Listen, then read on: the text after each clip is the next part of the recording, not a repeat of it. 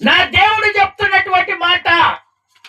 అప్పుడంట మీరు ఖచ్చితంగా ఇతరులకు దారి చూపేవారిగా ఉంటారట, ఇతరులకు ప్రార్థన చేసేవారిగా ఉంటారట, ఇతరులకు సహాయం చేసేవారిగా ఉంటారట, ఇతరుల మీద ఆధారపడుతున్నటువంటి వారిని మీరు దేవుని మార్గములో నడిపించే వారిగా మీరు ఉంటారంట. అందుకనే దేవుడు చెప్తున్నటువంటి మాట, ఎప్పుడైతే మీలో నిలకడ ఉంటుందో ఖచ్చితంగా దేవుడు మిమ్మలను మీ కుటుంబాలను దేవుడు ఖచ్చితంగా ఆశీర్వదిస్తాడు, అనారోగ్యాల నుంచి విడిపిస్తాడు, సమస్యలు తీరుస్తాడు, అప్పుల బాధలు తొలగిస్తాడు, అనుకున్నది దేవుడు జయాన్ని కలగజేస్తాడు. ఎప్పుడు నీవు నిలకడగా ఉన్నప్పుడు, ఇతరులకు సహాయము పడేటట్టుగా ఉన్నప్పుడు, ప్రార్థన జీవితంలో ఎదిగినప్పుడు, ప్రార్థన పట్టుదల కలిగి చేసినప్పుడు ఆయన ఖచ్చితంగా నీకు సహాయం చేసే దేవుడుగా ఖచ్చితంగా నిలబడతాడు. ఒక్కసారి స్తోత్రాలు చెప్తారా గట్టిగా? ఇంకొకసారి గట్టిగా చెప్తారా? ఆమేన్. ఎఫెసీయులకు రాసిన పత్రిక 2వ అధ్యాయము 14వ వచనము 14 నుంచి 15 వరకు ఒక్కసారి చదివి వినిపిస్తారా?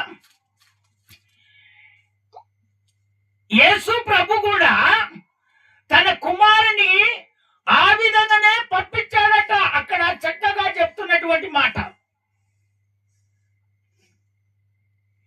దాస్యమునకు లోబడిన వారిని విడిపించడానికే తన కుమారుని భూమి మీదకి దేవుడు పంపించాడంట. ఎఫెసీయులకు రాసిన పత్రిక 2వ అధ్యాయం 14-15.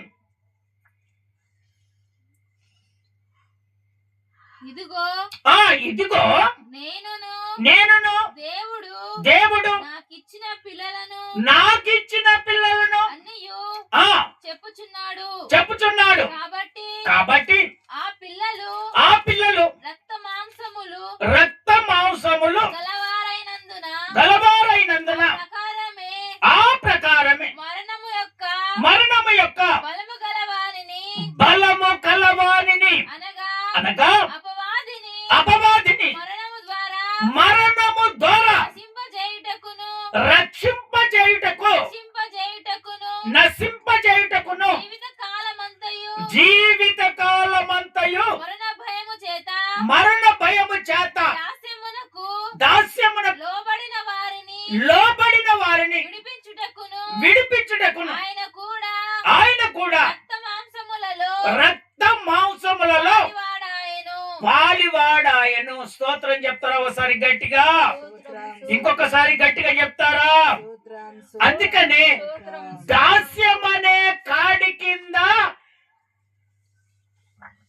ఎవరైతే దేవుడు అక్కడ చక్కగా చెప్తున్నాడు, లోబడని వారు ఎవరైతే ఉంటారో వారిని మాత్రము దేవుడు రక్షించడానికి, మరణాన్ని జయింపజేయటానికి, ఆ దాస్యమైన కాడిని కొట్టివేయటానికి పరలోకముకెళ్ళి ఆయన కుమారునిగా ఈ భూమి మీదకి దిగి వచ్చాడు. స్తోత్రం చెప్తారా? ఒకసారి గట్టిగా, ఇంకొకసారి గట్టిగా చెప్తారా? అందుకనే దేవుని బిడ్డలారా, ఖచ్చితంగా దాస్యం అనే కాడి ఎవరిదంటే ఇది సాతానుడు. ఈ సాతానుడు ఏం చేస్తాడంటే, ఏ విధమైన సరే వాడు లోపరుచుకుంటాడు. నిన్ను దాసునిగా ఉపయోగించుకుంటాడు, దాసిగా ఉపయోగించుకుంటాడు. అనారోగ్యం పెట్టైనా సరే నిన్ను ఆశీర్వాదంలోనికి వెళ్ళినట్టు కుటుంబాన్ని ఆశీర్వాదం నుంచి తప్పించి అనేకమైనటువంటి కష్టాలను, అనేకమైనటువంటి బాధలు, అనేకమైనటువంటి ఇష్టం వచ్చినట్టుగా చేసి వాడు దాస్యం అనే కాడిని మీద మోపుతాడు. ఎప్పుడైతే ఆ కాడి కింద నువ్వు ఉండకుండా ఉంటావో అప్పుడు నా దేవుడు నిన్ను విడిపించి మరణము నుంచి గెలిపించి దాస్యం అనే కాడిని కొట్టివేసి నిన్ను రక్షించడానికి దేవుడు ఈ భూమి మీదకి దిగి వచ్చాడట, రక్త మాంసాల మాదిరిగా. స్తోత్రం చెప్తారా ఒకసారి గట్టిగా? ఇంకొకసారి గట్టిగా చెప్తారా? అందుకనే దేవుని బిడ్డలారా, ఈడు మరణానికి అప్పగిస్తాడు ఎవడో, సాతానుడు మరణ భయాన్ని కలుగజేస్తాడు. దేవుని సన్నిధికి వెళుతున్నటువంటి, దేవునితో బ్రతుకుతున్నటువంటి, ఇదిగో నిన్ను అనేక విధమైనటువంటి పోరాటాల ద్వారా దేవుని సన్నిధికి ఇదిగో వెళ్ళనీయకుండా అనేకమైనటువంటి ఇబ్బందులు నిన్ను పెట్టినప్పుడు నువ్వేం చేస్తావంటే దాసిగా అతనికి లోబడిపోతావు. అందుకనే నా ప్రభు చెప్తున్నాడు, దాసిగా నువ్వు ఎప్పుడైతే లోబడతావో ఇదిగో మరణము పాలైతావో, సాతాను ఉచ్చులో పడిపోతావో. ఎప్పుడైతే దాస్యానికి లోబడకుండా నువ్వు ప్రభు కొరకు నిలబడతావో ఖచ్చితంగా నా ప్రభు నిన్ను విడిపించి రక్షించి అంచెలంచెలుగా నా దేవుడు నిన్ను ఎదిగిస్తాడు. స్తోత్రం చెప్తారా అసలు గట్టిగా? అందుకనే నా ప్రభు అక్కడ చెప్తున్నటువంటి మాట, సూచనలుగాను మహత్కార్యములు చేసే వారిగా మీరు నిలబడాలని నా దేవుడు కోరుకుంటున్నాడు. నువ్వు జనములో నిలబడినప్పుడు, సంఘములో నిలబడినప్పుడు, ఇదిగో ఇతడు ప్రార్థన చేస్తే నా అనారోగ్యం విడిపించబడుతుంది, ఇతడు ప్రార్థన చేస్తే నా సమస్యలు తీరిపోతాయి, ఇతడు ప్రార్థన చేస్తే దేవుని మహిమ అతని మీద కమ్ముతుంది, ఇదిగో ఈమె ప్రార్థన చేస్తే దేవుని శక్తి ఆమె మీదకి దిగుతుంది. ఎప్పుడైతే నువ్వు ఆ విధంగా ఒక సూచనగా మహత్కార్యముగా నువ్వు అవుపడతావో నిన్ను చూసంట నా దేవుడు సంతోషపడతాడట. స్తోత్రం చెప్తారా ఒకసారి గట్టిగా? ఇంకొకసారి గట్టిగా చెప్తారా? అందుకనే దేవుని బిడ్డలారా, నా దేవుడు నీతో మాట్లాడుతున్నటువంటిది దాస్యం అనే కాడిని ఎప్పుడైతే దాన్ని కొట్టివేస్తావో, దాని దగ్గరికి వెళ్ళకుండా ఎప్పుడైతే నువ్వు నిలబడతావో దేవుడు చూస్తున్న దేవుడు, ఆయన సామర్థ్యం కలిగిన దేవుడు, నిన్ను విడిపించడానికి శక్తి కలిగినటువంటి దేవుడు కనుక ఖచ్చితంగా ఎన్ని శ్రమలున్నా, ఎన్ని బాధలున్నా, ఎన్ని ఆలోచనలున్నా, నీకు జరగాలని ఎంత బాధపడుతున్నా వాటినన్నిటిని నా దేవుడు ఖచ్చితంగా చేస్తాడు. దేవుని కొరకు ఎప్పుడైతే శ్రమ పడతావో, బాధపడతావో, ఇబ్బంది పడతావో నా దేవుడు నిన్ను చూస్తూనే ఉంటాడు. ఆయన ఖచ్చితంగా తన కార్యాన్ని ఖచ్చితంగా దేవుడు జరిపిస్తాడు. స్తోత్రం చెప్తారా ఒకసారి గట్టిగా? ఇంకొకసారి గట్టిగా చెప్తారా? అందుకనే తన ఇంటి వారిని సంరక్షించే వారిగా నిలబడాలని దేవుడు కోరుకుంటున్నాడు. ఎప్పుడైతే తన ఇంటిని సంరక్షిస్తాడో అప్పుడు ఆ కుటుంబము జాగ్రత్తగా ఉంటది, ఆ కుటుంబము ఖచ్చితంగా రక్షణలోనికి వస్తుంది, ఆ కుటుంబము ఖచ్చితంగా కాపాడబడుతుంది. ఎప్పుడు తన ఇంటిని సంరక్షించినప్పుడు, సంరక్షించడానిక, కాపాడుట, రక్షించుట, జాగ్రత్తగా చూచుకొనుట. అందుకని ఆ మాట చదువుతారా? 1 తిమోతిలకు రాసిన పత్రిక 5వ అధ్యాయం 8వ వచనములో దేవుడు చక్కగా మాట్లాడుతున్నాడు. 1 తిమోతిలకు రాసిన పత్రిక 5వ అధ్యాయం 8వ వచనం, తన ఇంటిని సంరక్షించాలట. ఒక ప్రార్థన ధూపము తన ఇంటిలో ఖచ్చితంగా ఉండాలట. ఆ ప్రార్థన ధూపము ద్వారా, ఆ ప్రార్థన శక్తి ద్వారా ఖచ్చితంగా ఆ కుటుంబము సంరక్షణలోనికి వచ్చేస్తుందట. ఆ కుటుంబం కాపాడబడుతుందట. ప్రభు సన్నిధిలో ఆ కుటుంబం నిలబడుతుందట. చదువుతారా మాట? ఎవడైనా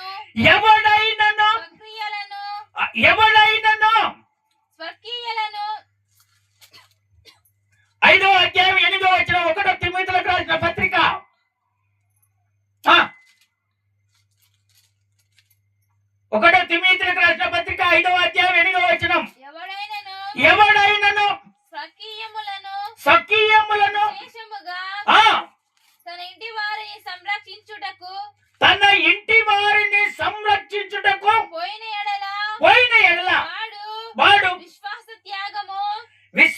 త్యాగము చేసిన వాడై అవిశ్వాసి కన్నా చెడ్డవాడయుండును. మళ్ళీ రిపీట్ చేస్తావు నాన్న, అదే మాట రిపీట్ చేయి.